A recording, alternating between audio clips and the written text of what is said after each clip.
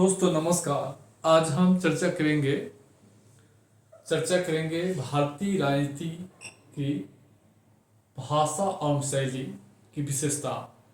देखिए, चूंकि short question आ रहे हैं तो अब जरूरी नहीं कि क्वेश्चन रिपीट ही करे, नए नए क्वेश्चन आ सकते हैं। तो मेरा काम है कि अगर हम बार बार आपको बोल रहे हैं कि 70 में आपका फाइनल होगा तो हमको उस अकॉर्डिंग कवर करना पड़ेगा। अगर हम उसके अकॉर्डिंग कवर नहीं करेंगे तो मेरा बात जो है झूठ हो जाएगा। समझ रहे हैं? झूठ हो जाएगा, गुमराह करने जैसा हो जाएगा। इसलिए मेरा मानना है कि अगर हम 70 के लिए बोल रहे हैं कि इतना पीडीएफ पढ़ लीजिए आपका फाइनल हो जाएगा, तो हमको यह ध्यान रखना है कि हमको क्या क्या पढ़ाना है ताकि सारे क्वेश्चन लगे। तो उसको ध्यान में रखकर हम जो है टॉपिक सिलेक्ट कर रहे हैं और कवर कर रहे हैं। अगर आप लोगों को 70 में फाइनल करना है तो आप टीम जीसीएस आईएएस का आइटम बम ज्वाइन कीजिए और डेली एक पीडीएफ रटिए, आपका फाइनल होगा। वीडियो भी बना रहे हैं, बस इसी को बार बार रखना है, आपका फाइनल हो जाएगा। कहीं कुछ करने की जरूरत नहीं है, कहीं जाने की जरूरत नहीं है, कहीं किसी सलाह लेने की जरूरत नहीं है। और सुन लीजिए, ज्यादा सलाह लीजिएगा सफलता में बाधक हो जाएगा, ज्यादा किताब पढ़िएगा सफलता में बाधक हो जाएगा, ज्यादा किताब मैगजीन पढ़िएगा सफलता में बाधक हो जाएगा। समझ रहे हैं? इसलिए हम अभी पढ़ाएंगे हाथी के दांत जो है खाने के लिए और होता है, दिखाने के लिए और होता है। यह बात यहाँ होता है, लोग परीक्षा पास करते हैं कुछ और पढ़ के, अब बताते कुछ और है। तो हम मार्केट में ट्रेंड देख रहे हैं लोगों का, समझ रहे हैं? इसलिए आप लोग बचिए। समझ रहे हैं? बाकी अगर आपको विश्वास करना है तो आप मेरा बैच ज्वाइन कर सकते हैं, विश्वास नहीं तो कोई दिक्कत नहीं है। लेकिन इसका चार्ज 4000 है हिंदी मीडियम के लिए, इंग्लिश मीडियम के लिए 5000 चार्ज है। आइए अब हम चर्चा करेंगे लैंग्वेज ऑफ पॉलिटिक्स, भारतीय राजनीति के भाषा शैली। देखिए, भारतीय राजनीति के भाषा का तात्पर्य है राजनीति के जो है ढंग शैली मुहावरा से है। राजनीति के ढंग शैली मुहावरा को ही भारत में भाषा की राजनीति जो है कहते हैं, भाषा शैली की राजनीति कहते हैं। अगर आप भारत में राजनीति की भाषा शैली को देखेंगे तो 3 प्रकार की भाषा जो है भारतीय राजनीति में प्रचलित है। एक आधुनिक भाषा है, ये जो देख रहे हैं यह आधुनिक भाषा है। यह भाषा भारतीय राजनीति में सुप्रीम कोर्ट के निर्णय होता है अंग्रेजी में। संविधान का जो भाषा है वो आधुनिक भाषा है। नेताओं के जो घोषणा पत्र होता है वो इंग्लिश हिंदी दोनों में होता है, वो आधुनिक भाषा है। राजनीतिक दलों के कार्यक्रम जो होते हैं वे आधुनिक भाषा में होते हैं। समझ रहे हैं? शासन प्रशासन की जो भाषा होता है वो आधुनिक है भारतीय राजनीति की भाषा। परंपरागत भाषा यह गांव में प्रचलित है। भारतीय राजनीति के गांव में, भारत के गांव में यह भाषा प्रचलित है। गांव में यह भाषा बोली जाती है राजनीति में। उसके बाद एक संत की भाषा भी भारतीय राजनीति में। ये जो है महात्मा गांधी जी बोलते थे, आचार्य विनोबा भावे बोलते थे। यह जो है राजनीतिक नैतिकता की बात करते हैं, आत्मत्याग की बात करते हैं, सत्ताविहीन राजनीति की बात करते हैं। तो यह संतों की भाषा है। समझ रहे हैं? तो भारतीय राजनीति में 3 प्रकार की भाषा जो है चला है। संविधान की भाषा, गांव की भाषा और गांधी की भाषा, विनोबा भावे, जेपी की भाषा, लोहिया की भाषा, संत की भाषा जो त्याग की राजनीति में त्याग की बात करते हैं, स्वार्थ रहित राजनीति की बात करते हैं। अटल बिहारी वाजपेयी की भाषा, ये जो है संत की भाषा। अटल बिहारी वाजपेयी भी राजनीति में स्वार्थ त्याग, आत्मत्याग, नैतिकता की बात करते थे। लेकिन वर्तमान समय में कोई राजनीतिक दल नैतिकता की बात करता नहीं है। बीजेपी भी पहले वाला बीजेपी नहीं रह गया है, बीजेपी काफी बदल चुकी है। समझ रहे हैं? काफी बदल चुकी है। अटल जी की बीजेपी और वर्तमान बीजेपी में बहुत अंतर है। तो यह स्थिति है संत की भाषा और परंपरागत भाषा, आधुनिक भाषा। समझ गए होंगे भाषा, है ना? अब इसकी विशेषता देखेंगे, इसको आगे करेंगे। चलिए अब भारतीय राजनीति की शैलीगत विशेषता हम देखेंगे कि भारतीय राजनीति की शैलीगत विशेषता क्या क्या है। हम उसको सबसे पहले देखेंगे। राजनीति में 2 चेहरे, भारतीय राजनीति में 2 चेहरे हैं। देखिए, नेताओं द्वारा मंच पर कुछ और बोला जाता है, मंच पर कुछ और बोला जाता है, समारोह में कुछ और बोला जाता है। समझ रहे हैं? संसद में कुछ और बोला जाता है, लेकिन बंद कमरे में कुछ और अपने राजनीतिक कार्यकर्ताओं के बीच बोलते हैं। तो हाथी के दांत भारतीय राजनीति में बड़ा प्रचलित मुहावरा है, हाथी के दांत दिखाने के लिए अलग होते हैं और खाने के लिए अलग होता है।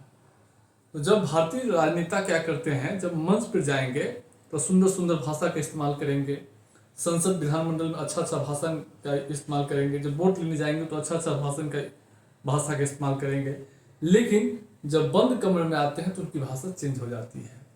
तो इसीलिए कहा जाता है कि भारतीय राजनीति में दो चेहरे हमेशा है, एक दिखाने के लिए और एक खाने के लिए। दूसरा है राजनीति में करिश्मा। भारतीय राजनीति में जो है वही नेता जो है सफल है जिसमें करिश्माई व्यक्तित्व है। आज़ादी के समय नेहरू करिश्माई व्यक्तित्व जो है रहा है, फिर इंदिरा गांधी की करिश्माई व्यक्तित्व जो है भारत ने स्थापित किया था। कारगिल के विजय के बाद जो अटल बिहारी वाजपेयी का करिश्माई नेता के रूप में उभरे थे, और 2014 से लेकर अब तक जो है नरेंद्र मोदी जो है करिश्माई जो है नेता है, प्रधानमंत्री नरेंद्र मोदी, समझ रहे हैं। तो ये स्थिति है।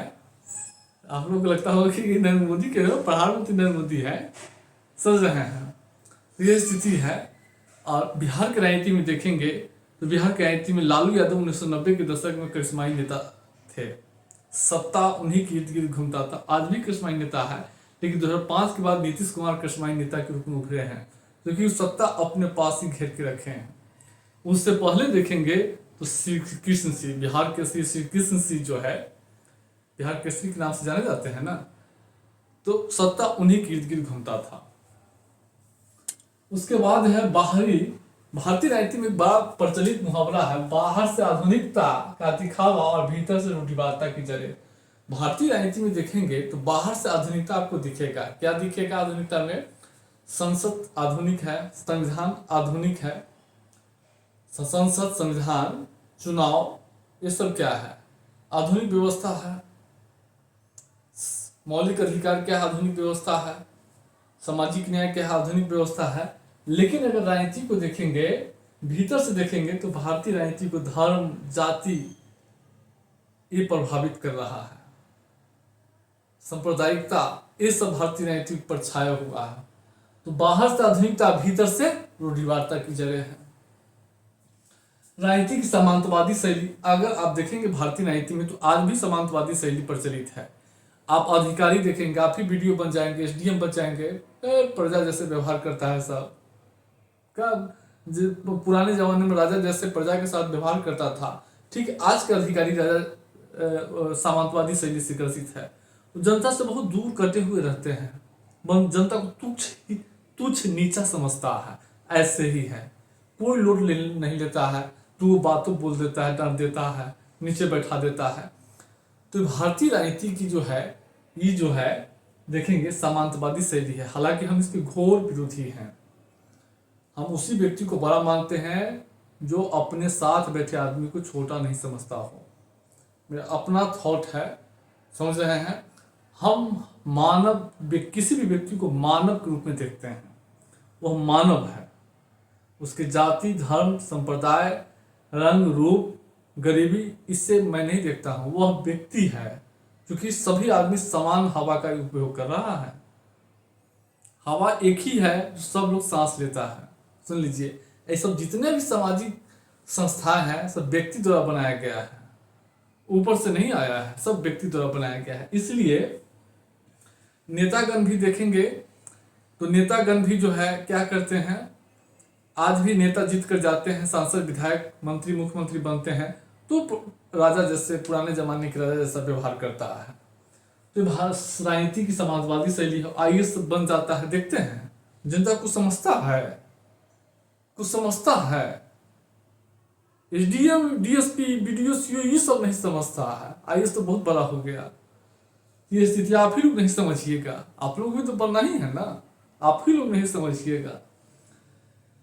प्रतिबद्धता से रहित राजनीति, भारतीय राजनीति में प्रतिबद्धता से रहित राजनीति है। अब देखिए, जनता, नेताओं में कोई प्रतिबद्धता नहीं है, न जनता के बीच प्रतिबद्धता है। जनता भी पूरी प्रतिबद्धता के साथ नेताओं का मूल्यांकन नहीं करती है, न नेता जो है अपनी प्रतिबद्धता पूरा करता है। भारतीय राजनीति में यह स्थिति है। पश्चिम की नकलची राजनीति देखेंगे, कॉपी कल्चर ऑफ वेस्टर्न, मतलब कॉपी कल्चर। भारतीय राजनेता क्या करता है, जो गांव से ग्रामीण क्षेत्रों से कोई विधायक सांसद बन गया तो उसका रंग रूप जो है चेंज हो जाता है। कोट, भारतीय पाश्चात्य ढंग के जो कोट पैंट कुर्ता जैकेट बंडी लगाने लगते हैं, समझ रहे हैं, आधुनिक भाषा बोलने लगता है। उसके बाद देखेंगे राजनीति में अनिर्णय की स्थिति, आप देख रहे हैं भारतीय राजनीति में अनिर्णय की स्थिति है। नेता जो है लंबे समय तक जो है महत्वपूर्ण मसले को टालते रहते हैं और उचित अवसर आने पर उस पर निर्णय लिया जाता है। अब जैसे कि भारत सरकार द्वारा अभी देखिए समान नागरिक संहिता टाला जा रहा है, उचित अवसर आएगा तो उसको लागू किया जाएगा। राम मंदिर के मुद्दे हालांकि कोर्ट द्वारा फाइनल हुआ है, अनुच्छेद 377 हटाने की मुद्दा लंबे समय तक टाला जाता रहा है और जो है उचित अवसर आने पर इसको हटाया गया है। तो भारतीय राजनीति में क्या होता है कि महत्वपूर्ण निर्णय को टाला जाता है और जब चुनाव का समय आएगा तो इसको जो है फिर लागू किया जाएगा। अवसर देखा जाता है कब इससे फायदा होगा। उसके बाद आश्वासनों की राजनीति। भारत में आश्वासनों की राजनीति है। नेता हर चुनाव में आश्वासन देता है, लेकिन कोई भी नेता जो है अपने आश्वासनों पर खरा नहीं उतरता है और दबावों की प्रयोग। भारतीय राजनीति में जनता जो है जानता है कि अधिकारी या नेता बिना दबाव के काम नहीं करेंगे, इसलिए जो विभिन्न प्रकार के इंटरेस्ट ग्रुप है वे करता है हड़ताल, वह आंदोलन करता है, वह दबाव बनाता है अपने काम कराने के लिए। बीपीएससी में देख रहे हैं कि बीपीएससी में जो है रिजल्ट को लेकर, परीक्षा में पारदर्शिता को लेकर हमेशा आंदोलन होता रहता है, दबाव होता रहता है। शिक्षक वेतन बढ़ाने के लिए आंदोलन करते रहते हैं।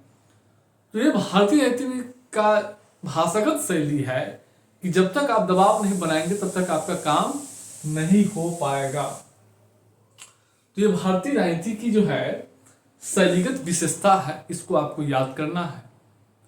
बाकी पीडीएफ पढ़िएगा। इस प्रकार अगर आप देखेंगे तो भारतीय राजनीति की जो शैलीगत विशेषता है, भले ही जो है ब्रिटेन की संसदीय शासन प्रणाली अपनाई गई है, अमेरिका की संघीय व्यवस्था, कनाडा की संघीय व्यवस्था से भारतीय संघीय व्यवस्था प्रभावित है, समझ रहे हैं, लेकिन जो भारत की राजनीतिक शैली है विकसित हुई है वो भारत की जड़ से विकसित हुई है, भारत की विरासत से जो विकसित हुई है। इसकी अपनी जो है राजनीति की शैलीगत विशेषता है। तो इसको जो है शॉर्ट क्वेश्चन के लिए बता दिए हैं और फिर हम आगे कल क्षेत्रवाद पढ़ाएंगे।